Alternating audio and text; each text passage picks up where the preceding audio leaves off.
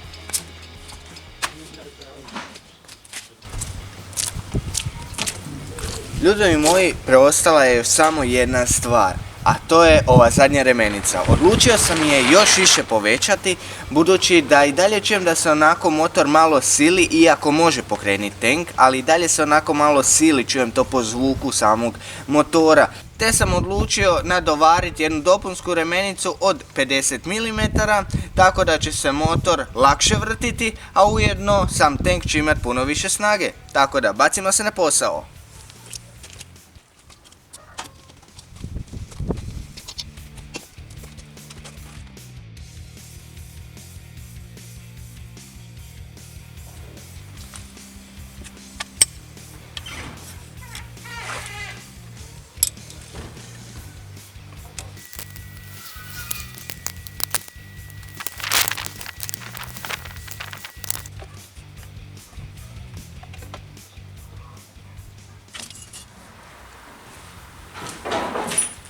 Ljudovi moji, u međuvremenu bio sam kod tokara i on mi je savjetovao da najbolje napravimo novu duplu remenicu za tank. Zašto? Zato jer je ovo siviljev, odnosno gus.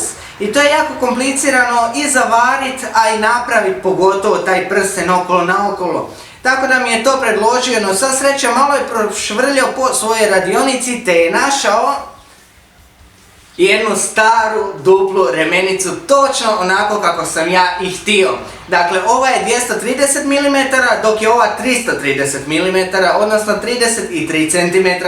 Tako da ćemo sad na kraju dobiti na izlazu oko 250 do 300 okretaja, u minuti, a ujedno dobit ćemo puno snažniji tank, malo će do duše ići sporije, ali tankovi nijedan ne ide brzo. Tako da što se toga tiče, uštedili smo malo vremena, a mi se sad bacamo na posao.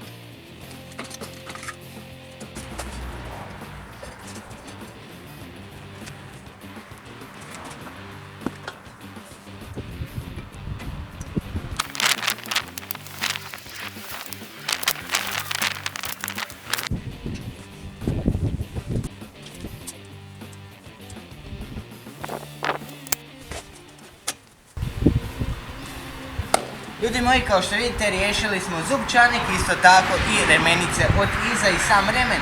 Tako da sad sam odlučio malo promijeniti siluetu ovoga tenka, odnosno zadnji kraj ćemo malo dignuti u vis kako bi zapravo dobili to da se lakše odvaja gusjenica od samog zupčanika, a to bi trebalo izgledat ovako. Pa hajde da počnemo.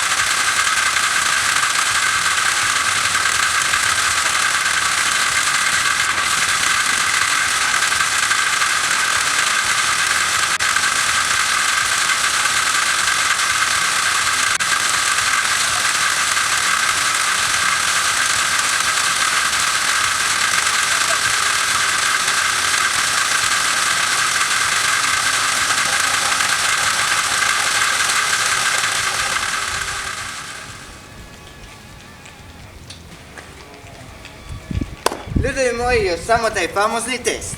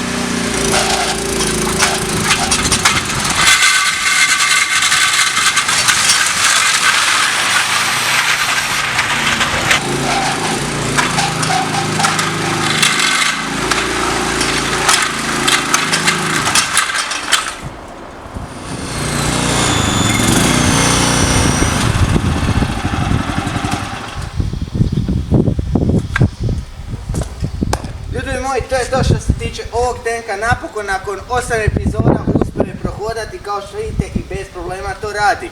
Nažalost, snimio sam maksimalno koliko sam mogao, zato jer kao što i sami vidite, sve je blatnjalo, sve je mokro, dakle tjedan dana uzastopno pada kiša i dan i noć.